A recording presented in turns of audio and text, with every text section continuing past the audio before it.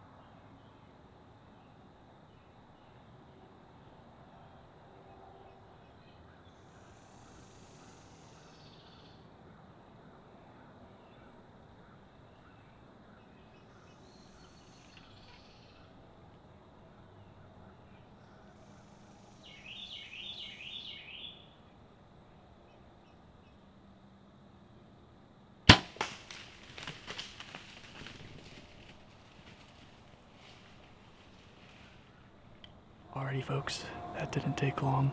I'm hunting a bedding area on the edge of a soybean field, and I'm hunting the thickest part in the narrow strip of timber, and I was planning on catching the deer coming back from the soybean field to bed. I got set up this morning right at first light, and I was only set up for a couple minutes, and I heard something behind me, and I saw that deer, and I couldn't tell if it was a buck or doe at first. It caught my ground scent from where I walked in this morning, and it was starting to follow me back to my tree. I was able to get a shot at her at about 20, I'm gonna say it's about 25 yards.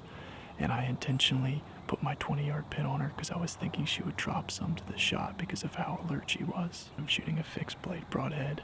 It's 60-pound draw weight, and I felt like I could tuck it at the front of her, the point of her shoulder, and have a good, clean pass through. How she reacted, I'm pretty confident with my hit, and it sounded like she crashed just out of sight. So I'm gonna keep hunting for a while, see if I can have a buck come in or maybe another doe, and yeah, just enjoy the morning. And really, I'm just having the time of my life filming season 23 and just being able to show it to you guys.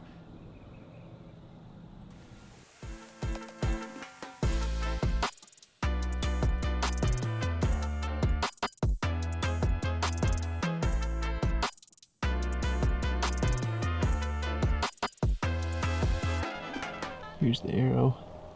There's really good bubbles on it. I also always recommend to smell the arrow as well. If it has a bad odor to it, then that's going to be a sign that you hit the deer farther back than you expected. And with it being a quartering 2 hit, I want to make sure that I didn't hit liver or, potentially only got one lung. But based on the angle, how the deer reacted, me watching back the footage, and the arrow, it also doesn't smell. I think I got a clean double lung. So I just noticed my broadhead is missing a blade, and I'm trying these broadheads out for the first time. I've never used these before, so I'm not very impressed about that. I think I'm going to go back to those fixed solid heads that I was using, the Montec M3s.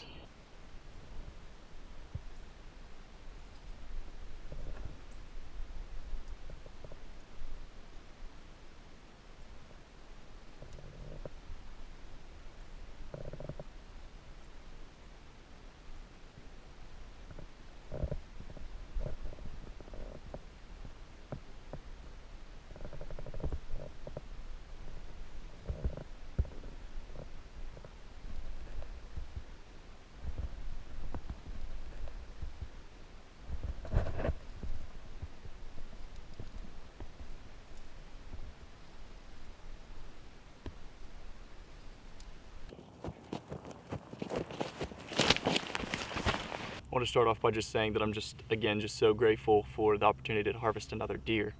And I would say one of the most fulfilling aspects of this hunt for me is when your strategy comes together and really when your hard work pays off.